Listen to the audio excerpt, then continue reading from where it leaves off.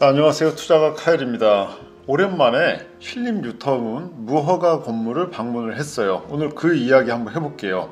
신림 1구역 재건축 조합에서 연락이 왔습니다. 무허가 항인원을 제출해 달라고 하더라고요. 그래서 관악구청을 갔어요. 관악구청을 가서 무허가 항인원을 발급을 받았고요.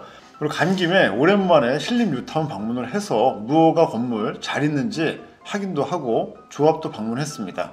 무허가 건물이 공실이고 워낙 열악해서 가끔 제가 갈 때마다 집이 무너져 있지 않을까 그런 걱정이 들기도 합니다. 다행히 가서 보니까 잘 있네요. 재개발 지역 무허가 건물은 공실로 두는 경우가 많습니다. 월세도 별로 나오지 않고요. 또 세입자 받으면 수리도 해줘야 되고 또 나중에 이주할 때 명도도 굉장히 귀찮기 때문이죠. 이주할 때 이사비 달라는 그런 분들이 있을 수 있잖아요. 재건축 재개발 현장에서는. 자, 그래서 공실로 두면은 편하기는 한데 또 집이 관리가 안 돼서 집이 상하는 경우도 많이 있습니다. 아주 오랫동안 방치된 무허가 건물을 오랜만에 가보니 집이 무너져서 없어졌다, 이런 얘기도 있어요. 자, 그래서 한남 뉴타운처럼 좀 이렇게 비싼 동네 있잖아요. 그런 동네에서는 무허가 건물 소유주들이 같이 관리인을 선임을 해서 무허가 건물 관리를 위해서 공동으로 돈을 걷어서 지불하는 경우도 있다고 해요. 그럼 그런 사람들이 동네를 순찰하면서 무허가 건물 잘 있는지 확인해서 사진 찍어서 보내주고 그런다 그러더라고요. 자, 저는 직장인 투자가로서 다주택자 포지션을 유지하고 있습니다. 부동산 상승장에서는 주택 수를 늘려서 자산 포지션을 좀 키울 필요가 있죠.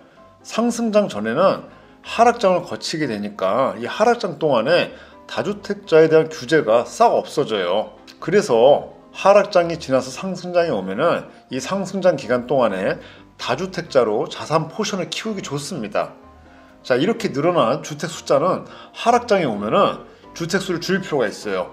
상승장이 지속되면은 다주택자에 대한 규제가 생기잖아요. 그래서 주택수를 좀 줄일 필요가 있는 거죠. 포트폴리오 조정을 할 필요가 있고요. 가격도 막 떨어지기 시작합니다. 자, 하락장에 매도하기 힘든 그런 못난이 물건 있잖아요. 이런 매물은 하락장이 오기 전에 가급적 상승장에 팔아치워버려야 되죠. 주택 숫자를 줄이고 꼭 가져가고 싶은 이쁜이 매물들로 자산 포트폴리오를 구성합니다. 주택수를 줄이면서 오래 가지고 있을 장기 보유하고 싶은 그런 물건을 선택을 할 때 재개발 투자, 무허가 건물 투자는 매력적입니다.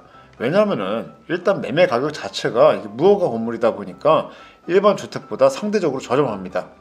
무허가 건물이 일반 주택보다 싸지 않으면 그 매력이 없는 거예요.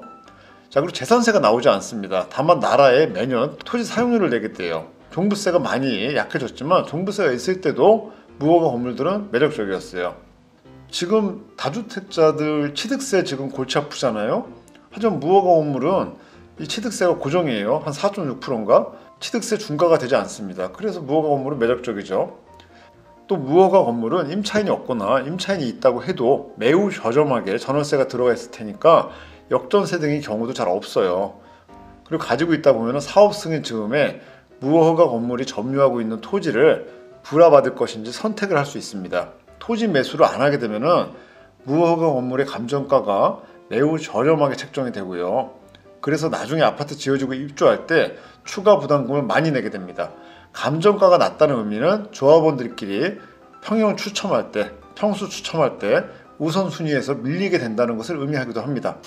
토지 불화, 토지 매수를 하게 되면 나라에서 저금리 장기간으로 대출이 나옵니다. 20년 대출이 나와요. 그래서 토지 불화받는 게 유리할 수 있습니다. 토지를 사는 것이므로 토지 소유권이 생기고 감정평가할 때 감정가가 높게 나옵니다. 그래서 조합원 평형 신청 시 우선순위에서 이득을 볼 수 있고요. 향후 입주할 때 추가 부담금도 적게 내게 되겠죠. 부동산 정체기가 오면은 원래 재건축 재개발은 이렇게 지연되게 되어 있습니다. 그래서 저도 큰 기대는 안 해요. 들어간 돈이 크지 않기 때문에 버티는데도 문제가 없고요. 그냥 마음 편하게 한 10년 혹은 20년 후에는 재건축 되어 있지 않을까 하고 그렇게 마음 편하게 생각을 해봅니다. 오늘 여기까지 할게요. 좋은 하루 되세요. 감사합니다.